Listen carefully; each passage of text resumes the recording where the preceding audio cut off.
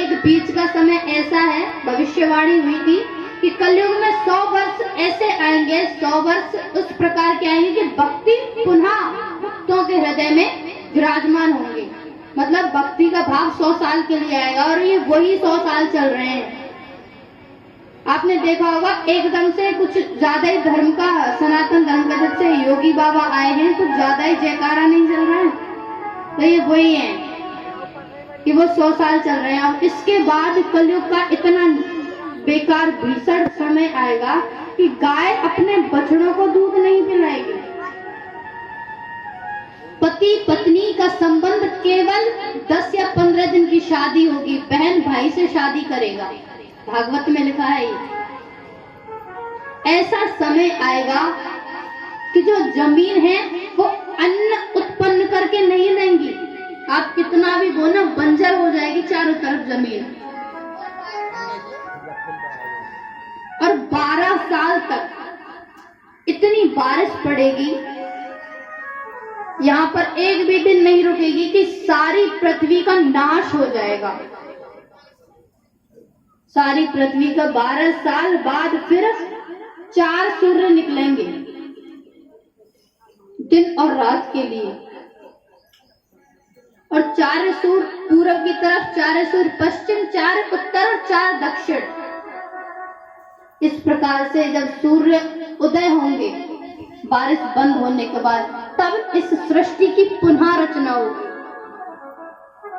अभी तो कलयुग का जन्म भी नहीं हुआ, कलयुग का जन्म हुआ नहीं है अभी,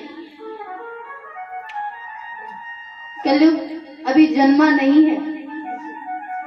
सोच के देखिए, जब कलयुग का जन्म अभी नहीं हुआ, अभी से इतना बुरा समय है, व्यक्ति बात बात पर झूठ बोलता है,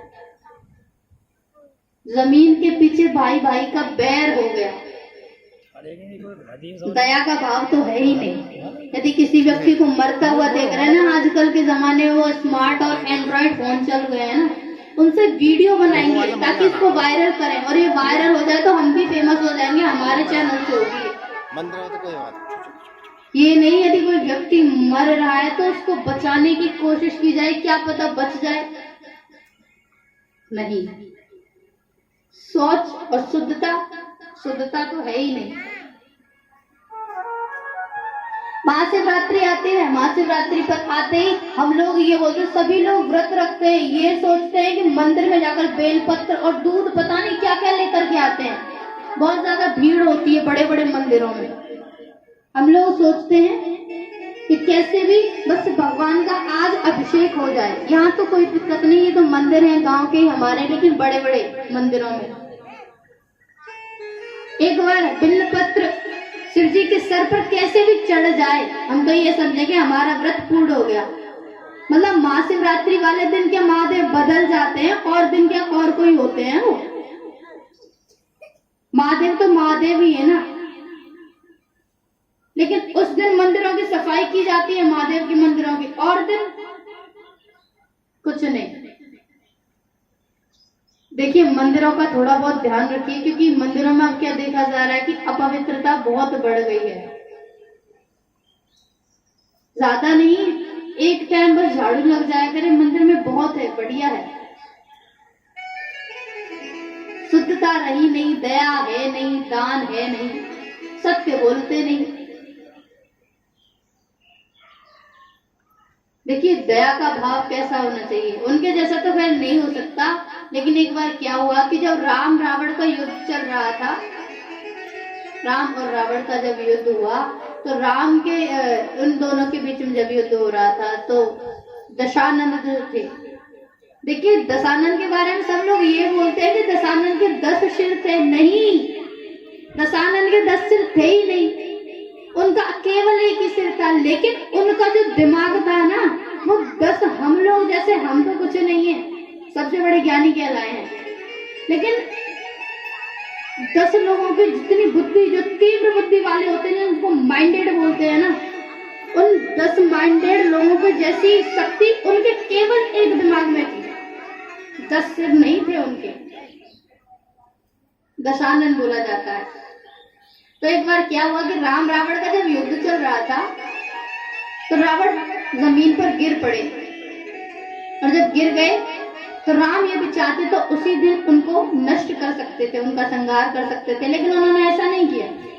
राम जी ने कहा कि महाराज, आज ऐसा प्रतीत होता है कि आप ज्यादा थक गए हैं, तो आप जाइए, जरूरी नहीं कि आज ही युद्ध का फैसला हो जाए, युद्ध तो चलता रहेगा, आप जाइए, जाकर के घर पर विश्राम कीजिए।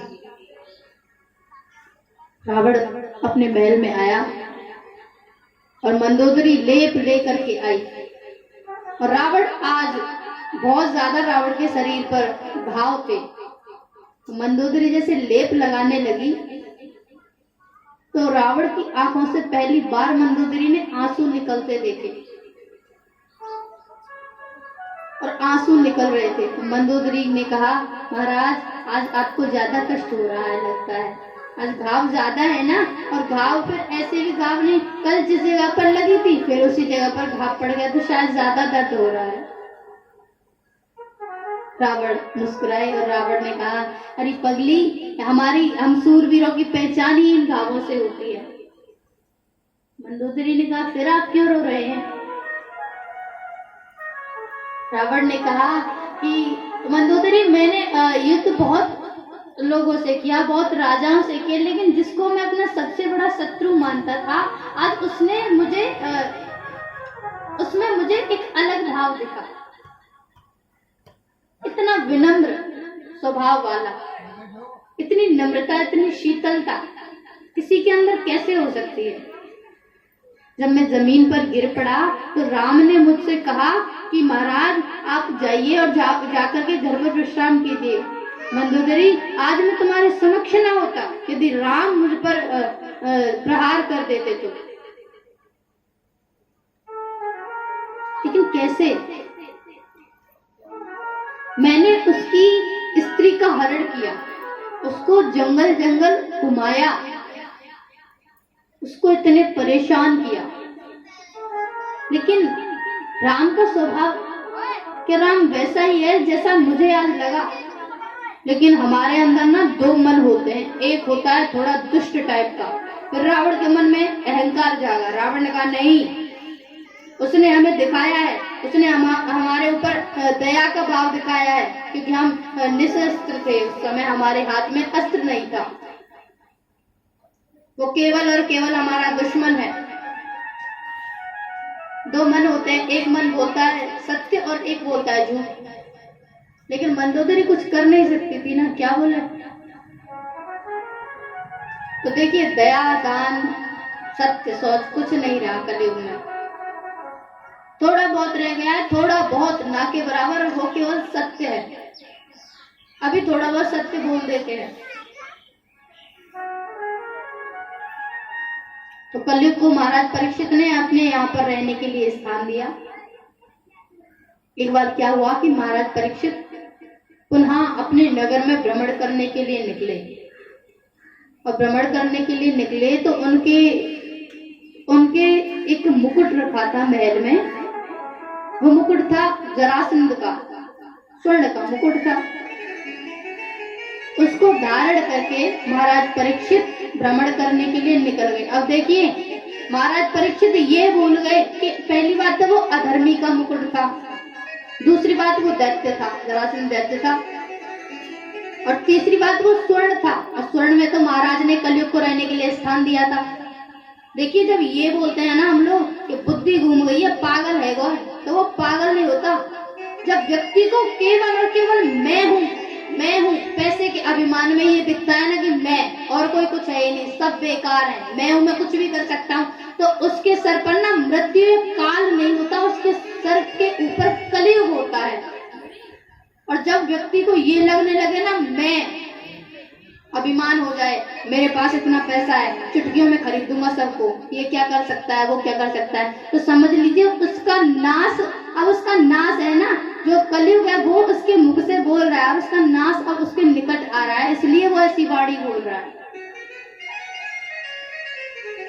और आपने बहुत से लोगों को कहते हुए खुद भी फील किया होगा, कभी महसूस किया होगा आप लोगों ने कि देखिए, कोई अधर्मी होगा, जो पापी होगा, जिसके घर पर पाप की कमाई आती होगी, और वो बड़ा सुख में अपने जीवन को व्यतीत कर रहा है, और हम अपनी कमाई बड़ी ईमानदारी से कमाते हैं, किसान हैं, खेत में हल चला करके जोत के हम अपनी फार्मिंग करके अपने घर का भरण पोषण करते हैं, लेकिन हम दुखी हैं। और 2 नंबर की कमाई करने वाला व्यक्ति खुश है, गांजा बेचता है वो खुश है,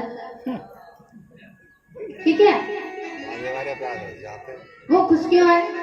देखिए भगवान एक बात कहते हैं, अर्जुन ने एक बार कृष्ण से एक क्वेश्चन किया था, सवाल किया था कि भगवान आप ये बताइए कि आप कैसे पहचाने कि आप किसी के ऊपर कृपा कर रहे हैं, आपकी कृपा कैसे पहचाने? तो भगवान श्री कृष्ण ने कहा देखो अर्जुन, मेरी कृपा ऐसे होती है कि मेरी शरण में जो आएगा ना वो पहले तो फूट फूट खूब रो लेगा, खूब जिद के,